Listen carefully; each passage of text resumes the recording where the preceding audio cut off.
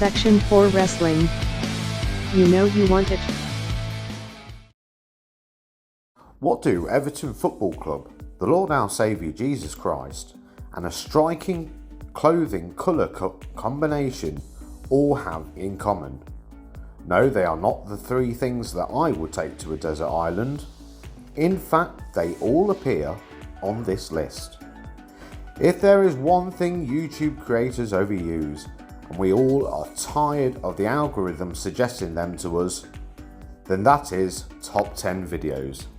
So here we go with another top 10 video. I'm Steph Tanner, and here is your Section 4 Wrestling's top 10 WWE audience members of all time. You know you want it. Number 10. The Blonde Bombshell.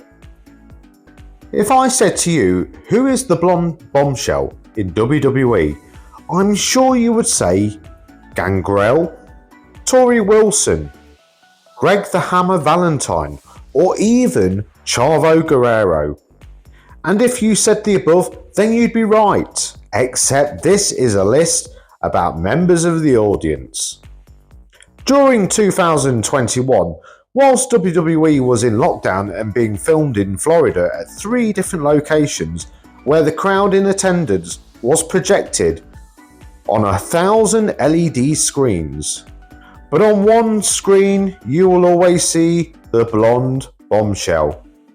She was always in the crowd, front and centre.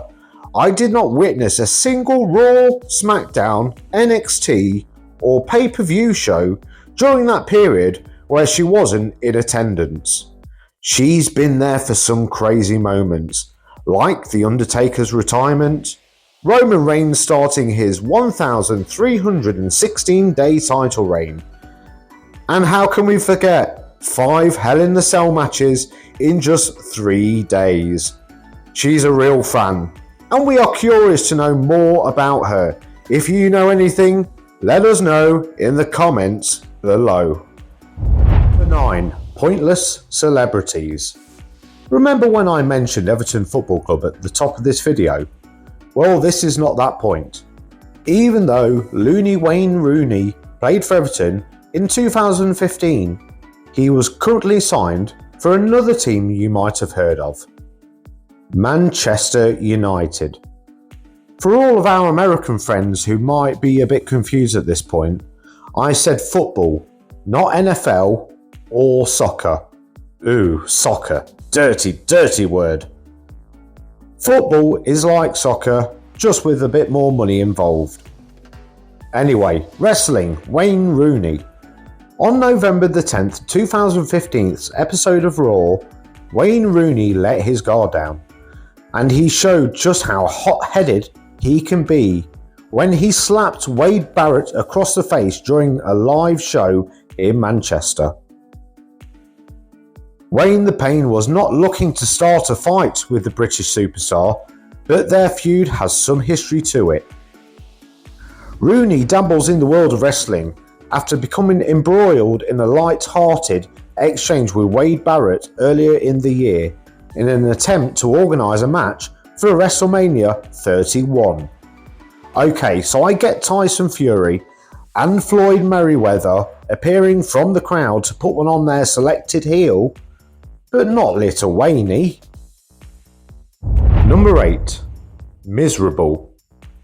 During the days of Vince McMahon booking, there was many a time the fans felt disappointed, such as the time Jinder Mahal won the WWE title, or how about when Monday Night Raw became a 3-hour show? Well, 2 hours and 10 minutes if you take out the ad breaks. Damn you American networks and all your ad revenue. Good job I don't have a dodgy stick. But nothing can beat the look on sweet little Callie's face.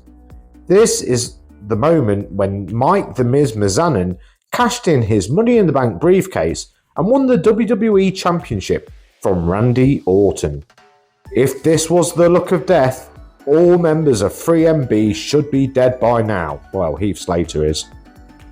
14 years ago, a 10-year-old Kaylee was bullied at school because of her Raw debut, but through the thick of it all, she still remains a loyal WWE fan to this day. Angry Miz Girl paved the way for tens of WWE fan memes, some of which appear on this video. Number 7. Jesus Christ Superfan. If someone said to me in 2012, how would you like to travel all over the US and be in the front row of every major WWE event until the end of time, I'd probably say, I wonder if I need to apply for a working visa. Okay, so maybe it's not possible for me, but for this guy, it certainly was. Not much is known of this front row regular. All our sources are speculations. He has many names, originally known as Mystery Guy, aka The Ghoul, aka Jesus. But many know him simply as Simon, and we're fine with that, though I think he does look more like a Gareth. Simon can often be seen with this woman, who some fans say that it is his mother, Alice. By the late teens, Simon donned a new look, with a goatee and dark shades in tow. This would be the period when he slowly fizzled out, to never be seen again. Kind of like Mojo Rawley. Simon is said by many to be very friendly. Oh, and he's a massive Dolph Ziggler fan. Number 6. Losing his streak. Some things in this life are destined. Cody Rhodes ending the story, Big Show and Brock Lesnar collapse in the ring, or how about when Shawn Michaels retired Ric Flair at WrestleMania? Okay, maybe not the last one. Speaking of WrestleMania, who can forget WrestleMania 30 when Brock Lesnar beat The Undertaker to end his undefeated WrestleMania streak spanning over 3 decades? Well, this guy certainly will never be able to forget that night. Real name Ellis Ember.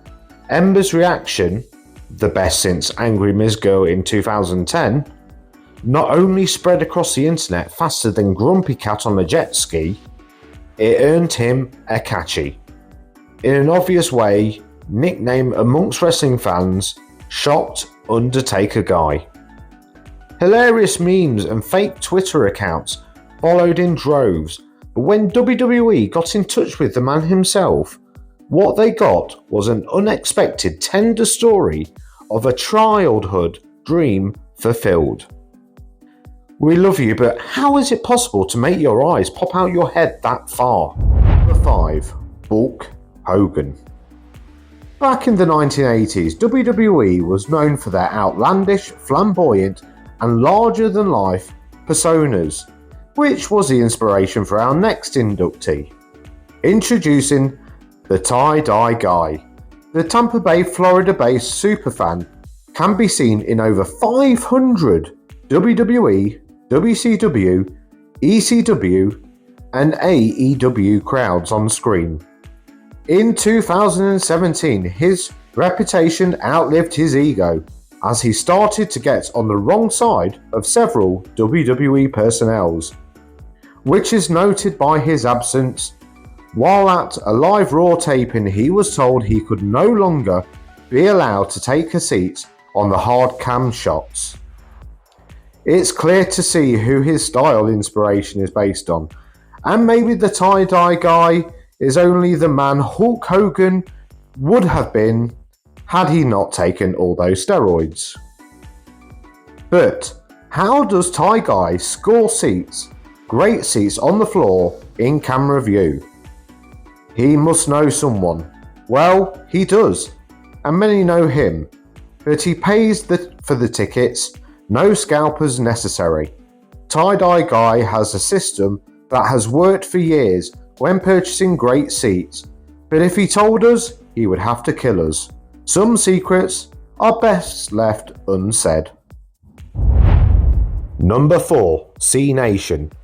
Of all the people that could feature in this list, I bet you didn't expect to hear John Cena's name, calling it one of the most unique and fun experiences of his life. Cena talked about what it was like to watch WrestleMania 34 from a seat in the crowd. Part of the build-up leading to his match with The Undertaker at WrestleMania 34 included Cena calling Taker out and not knowing if the legend would show up. Cena planted himself in the audience at the start of the event that year and waited for a response from the dead man.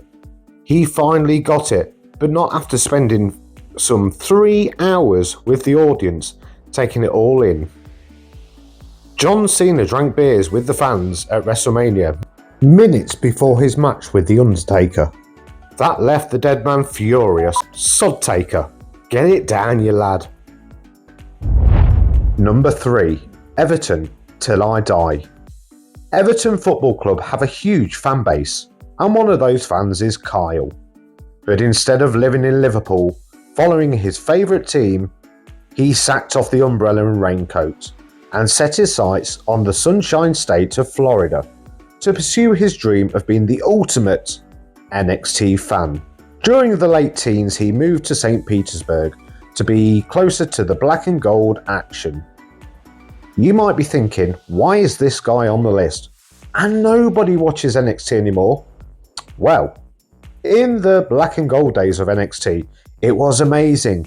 And whenever Kyle was seen on screen, he would exasperate his emotions to a point where you would think his head was going to explode.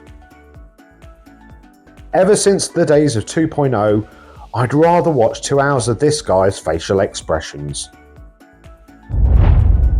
Number 2, Green Shirt Guy. You knew this guy was going to show up sooner rather than later, and I'm sure you was expecting a high entry.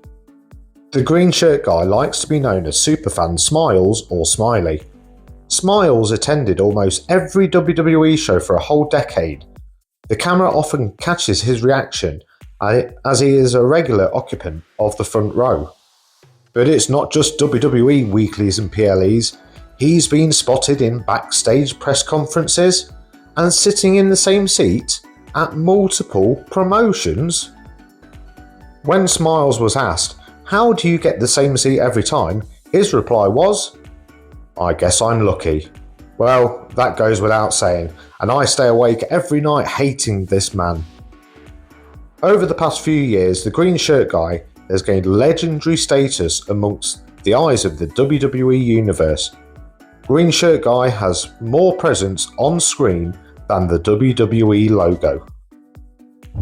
Now time for the big one, the OG. In the early days of Vince McMahon Jr.'s WWF, there just wasn't a lot of televised shows back then compared to now. Yeah, we had Saturday Night Main Event and WWF Superstars, and even the rare pay-per-view. Call your local operator to find out more. But somehow this guy managed to make regular tapings without being able to book tickets online or have the use of a phone to be able to get a Uber? Not 40 years ago anyway. Born in Haiti, Vladimir Abouzid moved to Manhattan as a child, quickly to embrace his passion for professional wrestling promoted by WWF. Vladimir regularly attends shows at MSG. During an October 1986 edition of Piper's Pit, he became famous for suggesting to Roddy Piper that he should partner with Hulk Hogan against Paul Orndorff and Harley Race. For many years, Vladimir turned up to every major WWE event, and everyone started calling him a dedicated wrestling fan. As such, his boundless enthusiasm truly distinguished him from all other fans. He frequently stood on his feet, enthusiastically cheering for the superstar who entered the ring. After the US came out of lockdown and returned with WrestleMania 37, Triple H shared an extraordinary moment on social media and tweeted, "What better way to welcome back the WWE Universe at #WrestleMania than naming Vladimir our first ever officially certified Superfan."